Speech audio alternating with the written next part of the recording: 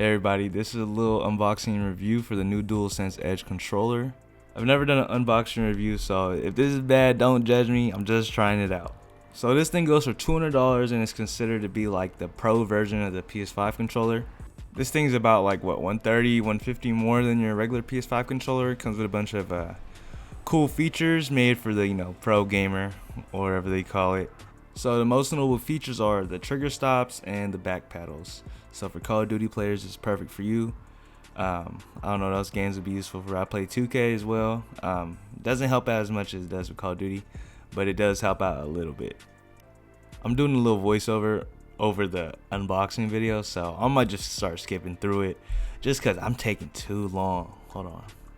Here we go. So inside that box is another box. Crazy.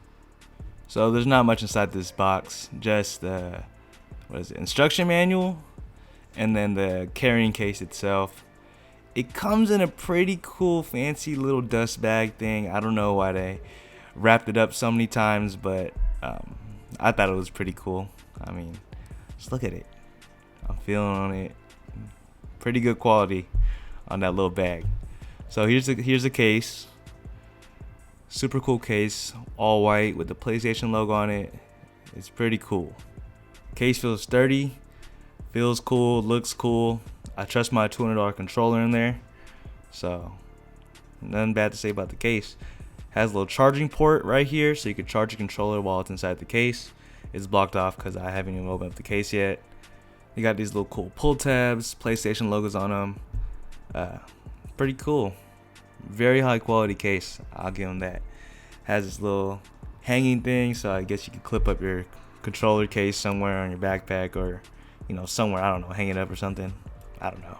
So we're gonna finally open up the controller case. This is how it comes, wrapped up again in some plastic paper type wrap thing. But here's the controller, absolutely beautiful, all white, black accents, super nice. It feels a little heavier than your normal PS5 controller. I like it. Feels a little more high quality to me, but overall it's super cool. So I'll pause it right here so we can talk about what's inside.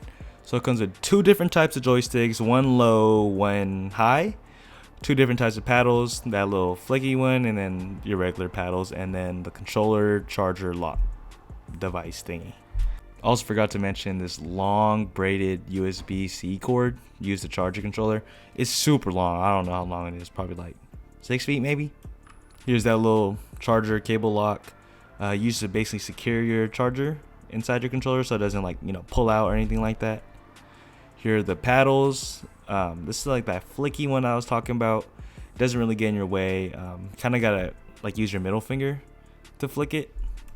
You can see I kind of struggle putting it back in. It's kind of hard to put it back in. Maybe I was just because I was new to it, but I low-key still struggle with it right now. So, I mean, I don't know. Here's that USB-C cable I was talking about. Braided, long. It's probably one of the best cables I own, honestly. So, I love that they included this. It's pretty cool. So, here's me messing around with the controller a little bit.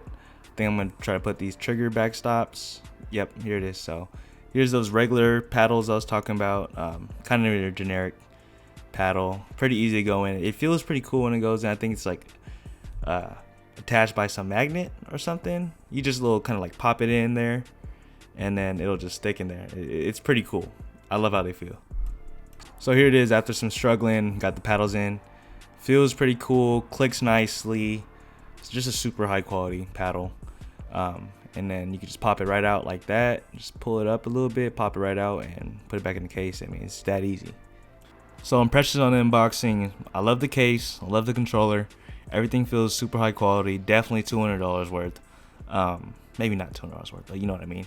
All feels like it's $200, But cool, I love it all. Here's the controller again. The FN controls. They don't really control that much stuff, but I guess it's cool to have more features. Here are the trigger stops on the back of the controller. Easily changeable, 3 different options. This is probably one of the best features on the controller. I thought it was the coolest one and it's why I wanted it the most, but pretty simple to use. So here's me the next day. Changed the right joystick to the taller one for a little more accuracy on Call of Duty. I left the left joystick regular, just because I felt like it had the best grip or whatever. I added these back pedals right here. Those ones are pretty cool. They don't get in my way like the other ones. And I changed the trigger stops all the way down because I don't really play any games that I need the whole trigger. So here's me showing how to release the joysticks. There's this little like latch on the back. You just pull that, and then the front of your PlayStation controller will pop out. And this is basically where you switch your stick modules. So say if you have like stick drift or whatever, you can just change these stick modules out easily. They're $20 each, I think. Just pull this little gray thing. So there we go. It pops out like that. Your controller will disconnect. You can easily pull out the sticks. They're connected to like USB or whatever it is. Cool to see. Cool feature to have. Pretty helpful. So awesome. So to put it back together, you just put your stick module back in, snap the gray thing down, then match the little plastic part in the front with these little notches, and then it'll snap in place and it'll be all secure. So here's that FN button. That's on the controller. You can change your profiles on it, so like your controller profiles, or you can change your headset volume, or the difference between the game chat or party chat. So pretty cool to have, but I wish we can customize the different features we could put on this FN button.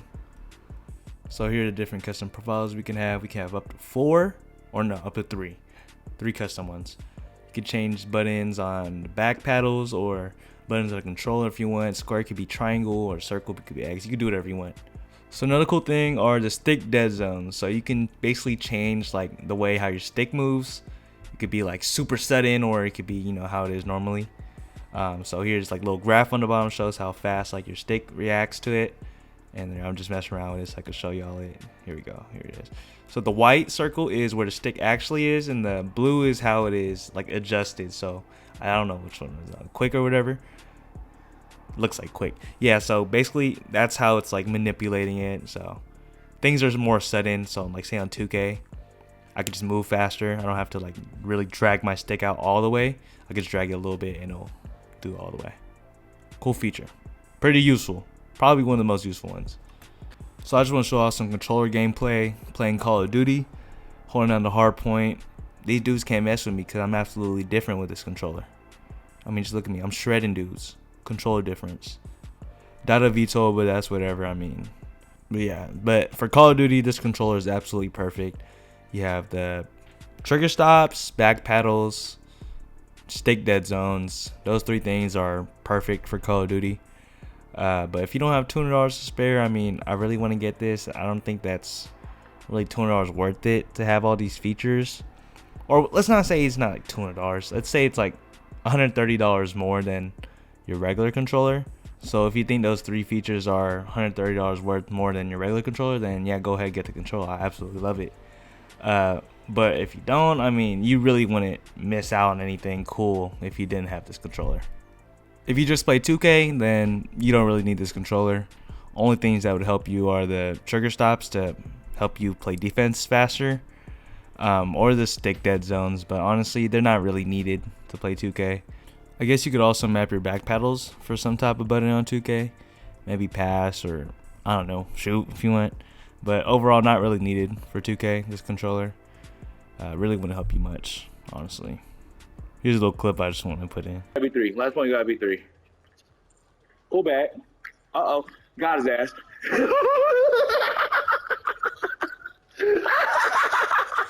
So is the controller worth it? It depends on what you play, or if you just want a cool controller. I think anybody would love this controller, or you know, would love to have it, but for $200, it's kind of hard to justify that. This controller can make you a little bit better at games, but it wouldn't be absolutely game changing. You would still play how you play, just have a little minor improvement. So if you love gaming, you can put up $200 for this controller. I say get it because you'll probably love it. But if you can't put up $200, you're not missing out on much.